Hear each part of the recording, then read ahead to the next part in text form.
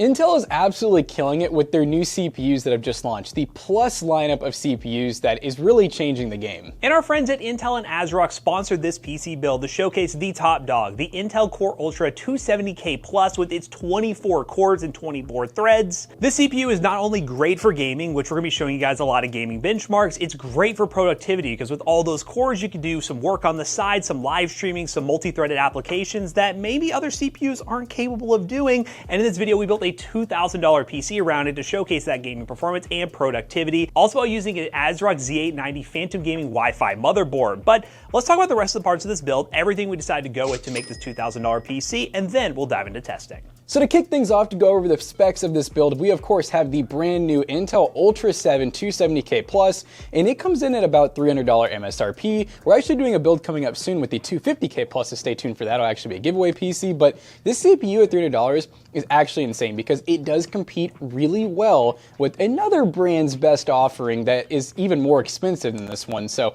I think Intel's kind of killing it with 24 cores and 24 threads.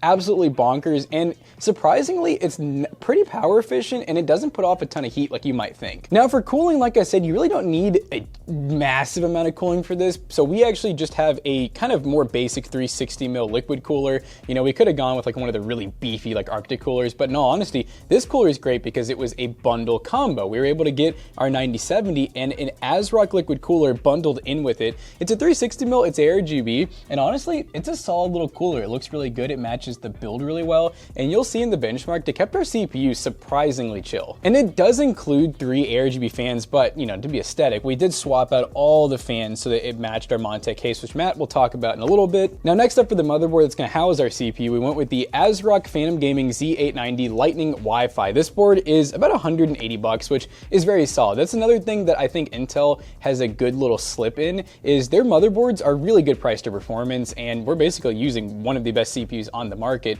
with a motherboard that doesn't cost $500, which is really awesome. You get 4 RAM slots, you actually have 2 8-pins for the CPU, you have a lot of expandability. Oh, and then one fun thing that I wish more motherboards would do, it has freaking light up audio ports, which is nice because a lot of people don't have studio lighting, so when you go to plug stuff in the back, you're like just kind of guessing. This can actually kind of help you figure out where to plug in your headphones at. Now for RAM, the expensive part of the build, we actually have some pretty nice looking stuff. This is RGB G.Skill Trident Z5 32 gigs at 6,000 megahertz. Now when we planned this build, it was about $489 for that kit. I will say there are other kits in the market, even RGB ones, that we will see hitting close to the $300 range nowadays. So yeah, you can actually save some decent money. This build may actually be cheaper to build by the time this video is out. Now for the SSD, we got a fast one. This is a Gen 5 NVMe SSD from Samsung. It is the Samsung 9100 Pro 1TB Gen 5.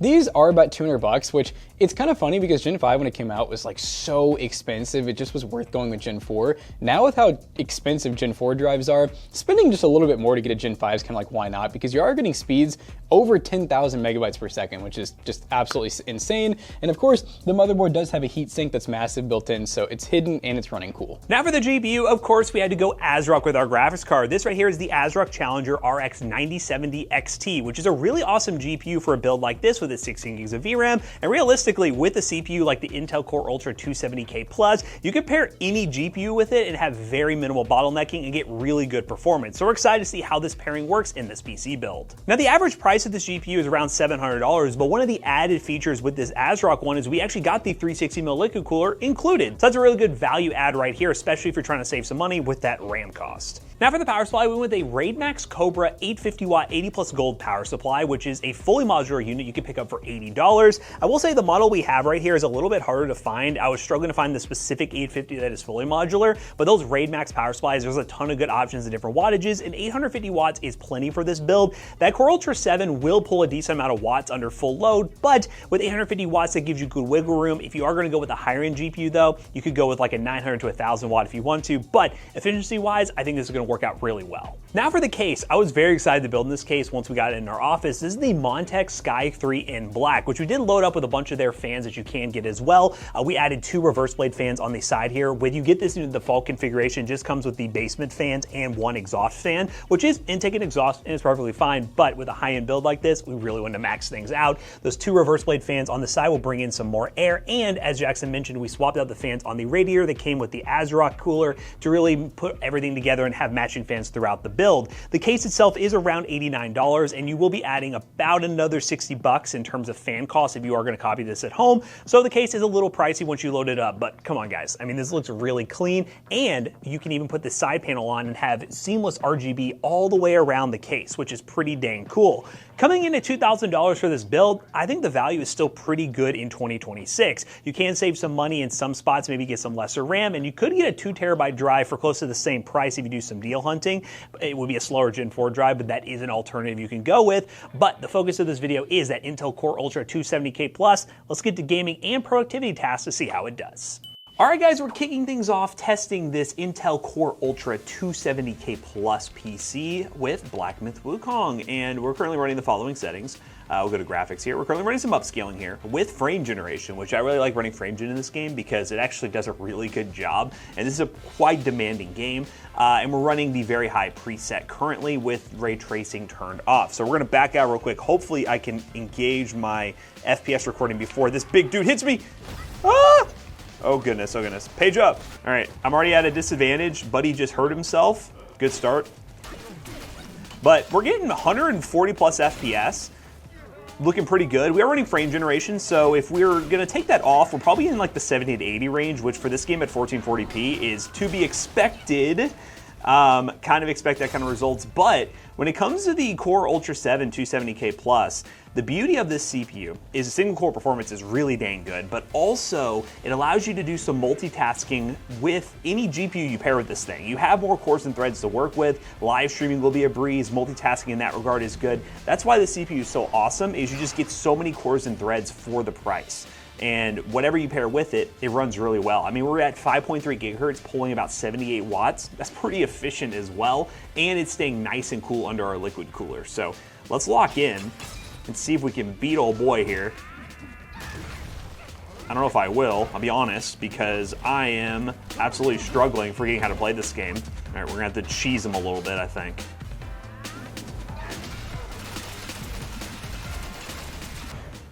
Oh! Oh, he's almost done. Here we go. Cloud step. Boom. Beautiful. Cinema.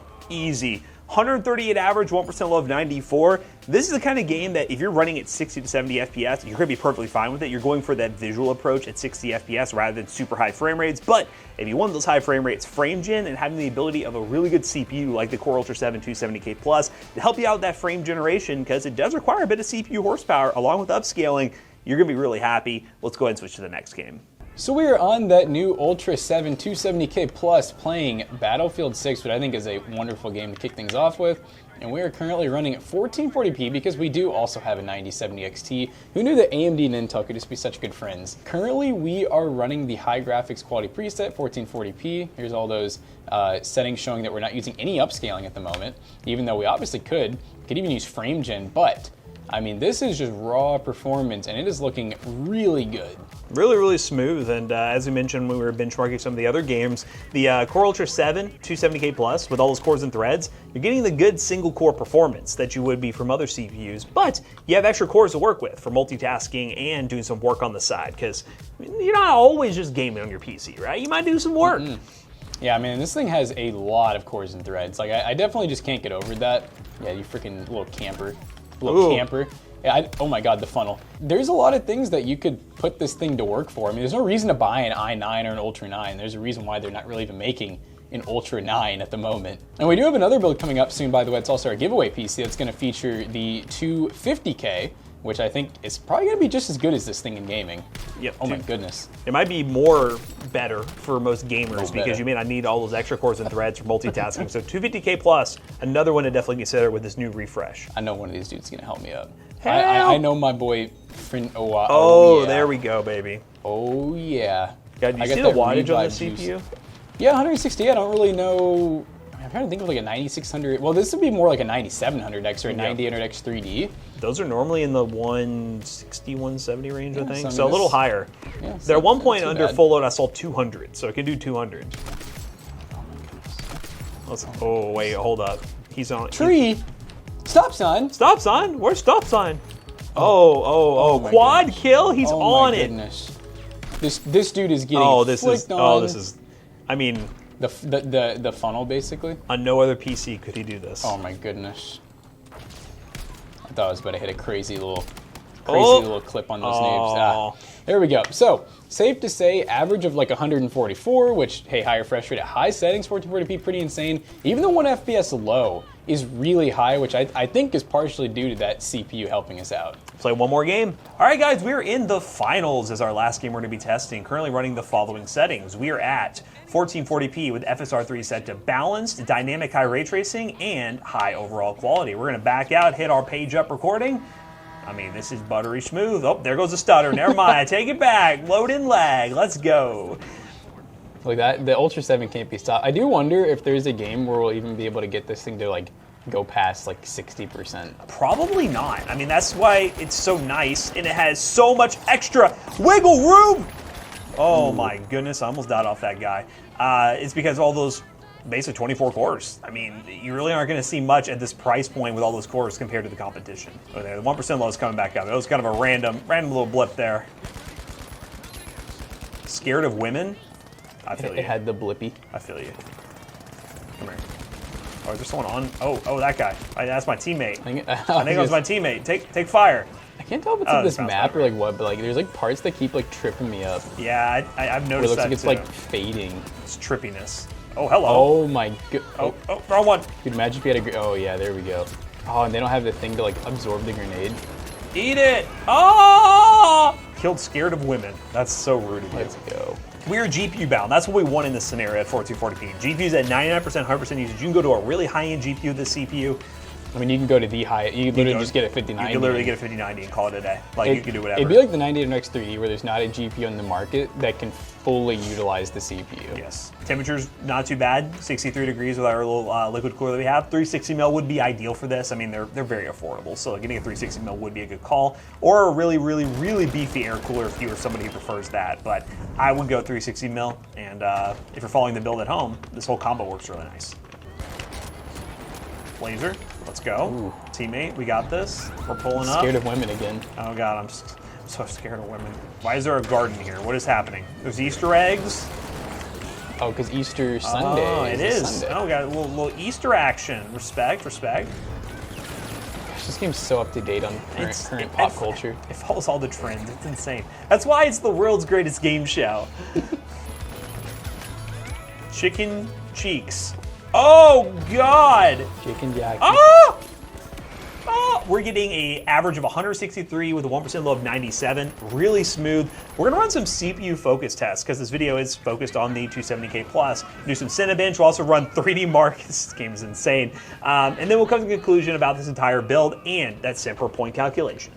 So the benchmark run on this PC went really well. I mean, this new CPU with 24 cores, 24 threads, there wasn't really a game that we could even use more than like half of the CPU, it felt like. We almost need a new GPU to the market to really fully utilize it. And in terms of stretching the 24 cores and 24 threads to its limits, we ran some CPU tests to really figure that out. And we first ran Cinebench 2014, got a multi-core score of 2,204, which is a pretty solid multi-core score for this level of CPU. And then we played a couple other games. We played CS2, 1440p on low settings, got an average of 675 FPS, a 1% low of 202. Marvel Rivals at 1440p low settings with FSR4 set to balance, got an average of 179 and a 1% low of 133. And then in 3D Mark Time Spy, we got a total score of 25,779, with the GPU scoring 28,645 and the CPU getting 16,452, which ends up being an 8 cents per point score. And for a higher end build, that's a pretty impressive score, especially considering we used the stock RAM pricing that I told you all earlier. So overall, this is a really fun build to put together, and honestly, this is a sponsored video by Intel and ASRock, but these CPUs are going to appear a lot more on this channel, and we already mentioned there's a video on the 250K plus coming soon, and I imagine some higher end builds are going to be recommending these CPUs a lot, because they're pretty good price to performance.